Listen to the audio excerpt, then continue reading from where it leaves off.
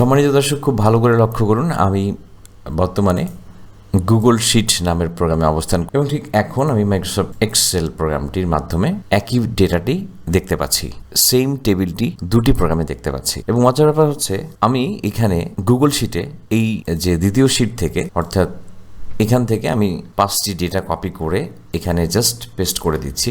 লক্ষ্য করুন, এখন কিন্তু আমি আবারও এক্সেলে চলে যাচ্ছি। এখন কিন্তু আমার এখানে 10টি ডেটাই দেখাচ্ছে, কিন্তু আমি যখন এখানে জাস্ট রিফ্রেশ করছি তখন ওই যে একটু আগে আমি গুগল শিটে আরও 5টি ডেটা এন্ট্রি করলাম, সেটার আপডেট কিন্তু এক্সেলেও সেই আপডেট করা ডেটাটি এখানে চলে আসলো, সিনক্রোনাইজ হয়ে গেল। তাহলে অনেক সময় আমরা জানি যে গুগল শিট এটি টোটালি আমরা অনলাইন ভিত্তিক ওয়েব বেস একটি অ্যাপ্লিকেশন সফটওয়্যার। আমাদের গুগলের এই সুবিধার সঙ্গে পাল্লা দিয়ে অফিস 365 ভার্সনটি তৈরি করেছেন অনলাইন এবং অফলাইন বেস। তো আপনি চাইলে এই যদি গুগল শিটে কোনো কাজকে, আপনার কোনো ডেটাকে আপনি এক্সেলের ওয়ার্কশিটে নিয়ে কাজ করতে পারেন, দেখতে পারেন, বা কোনো লাইভ কাজগুলোকে এখানে মনিটরিং করতে পারেন। কোনো ওয়ার্কশিটের গুগল শিটের কোনো কাজকে লাইভ এক্সেলের মাধ্যমে মনিটরিং করতে পারেন, অথবা গুগল শিটের কোনো ডেটাকে আপনি চাইলে এখানে ইম্পোর্ট করতে পারেন। তো কীভাবে এই কাজটি খুবই সহজে আমরা করব, চলুন তাহলে দেখে আসি। আমি প্রথমে এটাকে তাহলে এবার ডিলিট করে দিচ্ছি এবং এখান থেকেও আমি এই কয়েকটি ডেটাকে ডিলিট করে দিচ্ছি। তো এখন আমাদের গুগল শিট ওপেন করে নিতে হবে, সেখানে আমরা আমাদের ডেটাগুলোকে টাইপ করে নেব এবং টাইপ করে এই যে গুগল শিটের সঙ্গে আমরা এক্সেলের কীভাবে একটা লিঙ্ক তৈরি করব, সেজন্য আমরা ফাইলে চলে যাব এবং ফাইল থেকে আমরা চলে যাব শেয়ারে, এবং শেয়ার উইথ আদার্স এখানেও আমরা ক্লিক করতে পারি, পাবলিশ টু ওয়েব এটার মাধ্যমেও করতে পারি। যাই হোক, আমি শেয়ার উইথ আদার্স এখানে ক্লিক করে দেখাচ্ছি এবং এখানে নর্মালি এখানে যেটি থাকে সেটি হচ্ছে রেস্ট্রিক্টেড করা থাকে। তো আমরা যেটি করব, এখান থেকে এনিওয়ান উইথ দিস লিঙ্ক, এবং এখান থেকে ভিউয়ার থেকে এডিটর করে দিতে পারি এবং এই লিঙ্কটি আমরা কপি করে নেব এবং ডান। এরপর আমি বোঝার সুবিধার্থে এই লিঙ্কটিকে মাইক্রোসফট ওয়ার্ডের মাধ্যমে, তো মাইক্রোসফট ওয়ার্ডে এই লিঙ্কটি আমি পেস্ট করেছি। তো এখানে জাস্ট আমাদের দুইটি জায়গায় চেঞ্জ করতে হবে। নর্মালি এটি পেস্ট করলে আমরা এরকম একটি লিঙ্ক দেখতে পারবো বা ইউআরএল দেখতে পারবো। আমাদের চেঞ্জ করতে হবে, যেখানে এডিট লেখা রয়েছে সেই জায়গায় আমাদেরকে লিখতে হবে এক্সপোর্ট, আর এখানে কিন্তু কোয়েশ্চেন মার্কটি ঠিক থাকবে এবং ইউএসপি এই জায়গায় আমাদের লিখতে হবে ফরম্যাট।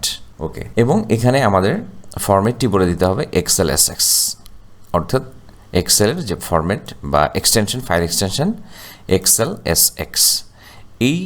আমরা এই পরিবর্তনটি করে এখানেও আমরা করে নিতে পারি, অথবা আমরা যখন এক্সেলেও যখন পেস্ট করব তখনও আসলে আমরা এডিট করে কাজটি ব্যবহার করতে পারবো। তো আমরা এক্সেল প্রোগ্রামটি চালু করে নিলাম, নেওয়ার পর আমরা ডেটা ট্যাবে চলে যাব।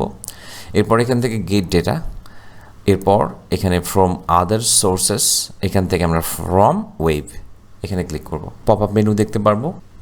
এরপর যে পপ আপ মেনুটি আমরা দেখতে পাচ্ছি সেই ইউআরএলের মধ্যে আমরা পেস্ট করে আসলে এখানেও আমরা এডিট করে কাজটি সরাসরি করতে পারতাম। তো এখানে যেহেতু ফন্ট সাইজগুলো ছোট এবং খুব ভালো বোঝা যাবে না, যার জন্য আমি মাইক্রোসফট ওয়ার্ডে ওটাকে এডিট করে তারপরে এখানে পেস্ট করে দিলাম। আপনারা এখানে সরাসরি পেস্ট করে এডিট করে ওকে করতে পারেন। তাহলে এখানে এডিটটাকে এক্সপোর্ট করব এবং এখানে আমরা ফরম্যাট ইকুয়াল এক্সেল এসএক্স লিখে জাস্ট ওকে করে দেব। এখন কিছুক্ষণ ওয়েট করার পর আমরা এখানে একটা নেভিগেটর উইন্ডো দেখতে পারবো এবং সেখানে আমাদের সেই ওয়ার্কশিটের, গুগল শিটের যতগুলো ওয়ার্কশিট থাকবে সেই শিটগুলো এখানে দেখা যাচ্ছে।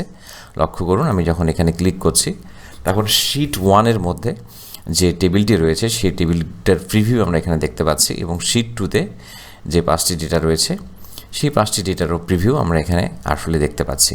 তো আমরা যেহেতু শিট 1-কে আমরা লোড করব এক্সেলে, এই জন্য আমরা লোডে ক্লিক করলাম।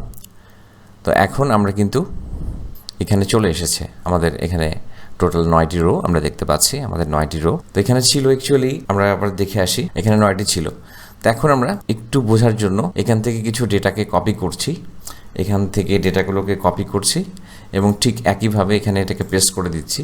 যাই হোক, সিরিয়াল নাম্বারটা ফ্যাক্ট না। আমরা দেখি যে এই যে আমরা এখানে আপডেট করলাম সেই আপডেটটা অ্যাকচুয়ালি এক্সেলে এসেছে কি না।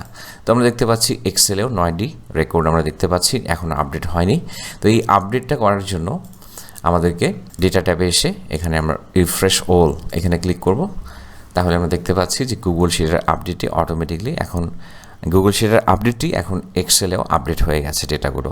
তো এটা যদি আমরা এভাবে চাই যে আমরা এখানে আপডেট ম্যানুয়ালি করব না, অটোমেটিকলি নির্দিষ্ট সময় পর পর আমাদের ডেটাগুলো গুগল শিটের ডেটাগুলো এক্সেলে অটোমেটিকলি আপডেট হবে, সেটিও আমরা করতে পারবো। সেটার জন্য পাওয়ার কোয়েরি ব্যবহার করে সে কাজটি করতে পারবো। আগামীতে কোনো একটা ভিডিও তে নিশ্চয়ই ইনশাআল্লাহ দেখানোর চেষ্টা করব।